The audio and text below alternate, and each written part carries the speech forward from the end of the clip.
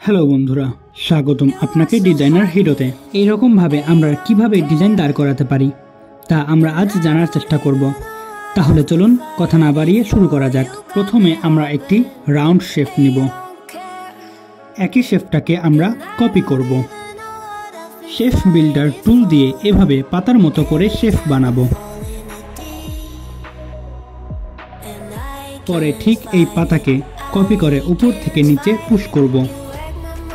যেভাবে আমি কপি করেছি আপনারাও ঠিক এইভাবে কপি করুন। তারপর স্ট্রোককে নান করে ফিল করে রাখব।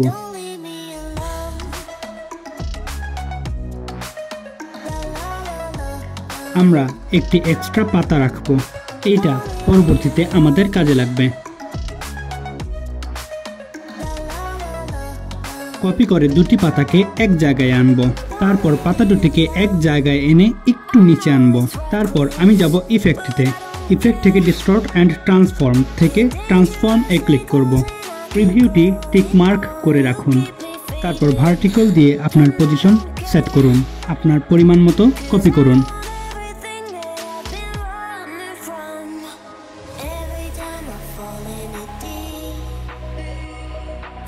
হরিজন্টাল থেকে উপর থেকে চিকন করে ওকে বাটনে ক্লিক করুন। আমরা প্রথমে যে পাতাটি পরে ব্যবহার করব বলে রেখেছিলাম তা উপরে সেট করব। মাঝখানে একটি লম্ব লাইন টেনে দেব।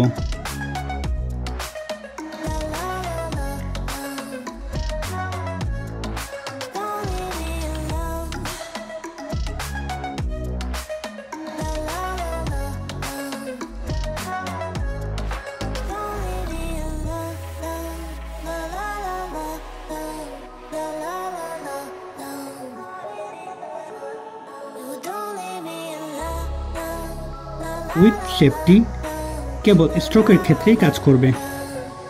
নিচের দিকে মোটা রেখে উপরে একটু চিকন করে নিব। তারপর আমরা এটাকে এক্সপান্ড করে গ্রুপ করে নিব। তারপর আমরা ব্রাশ সিম্বলে ইনসার্ট করব। আর্ট ব্রাশ রেখে দুটি ডায়লগ বক্স আসবে।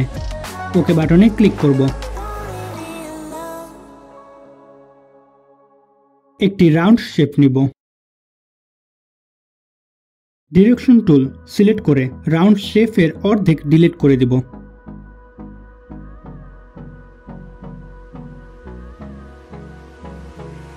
স্ট্রোক ব্যবহার করে সাইজ কমাতে পারবো এবং বাড়াতে পারবো। মাউসের রাইট বাটন ক্লিক করে ঠিক করে নিব।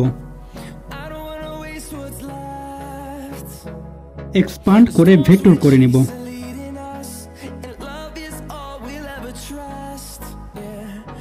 ডিরেকশন টুল সিলেক্ট করে সাইজ বড় করে নিব।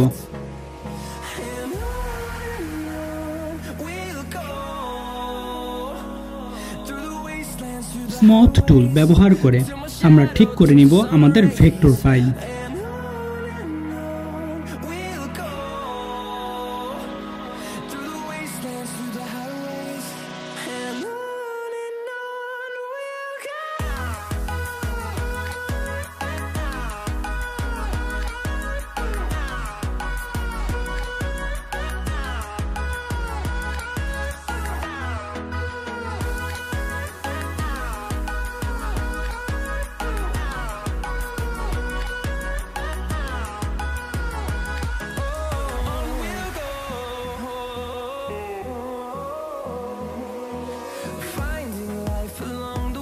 একই ভেক্টর কপি করে আমরা সাইডে নিয়ে আসব। ঠিক এই প্রক্রিয়াতে আমরা পাতার শেপের মতো আমরা ডিজাইন দাঁড় করাতে পারবো।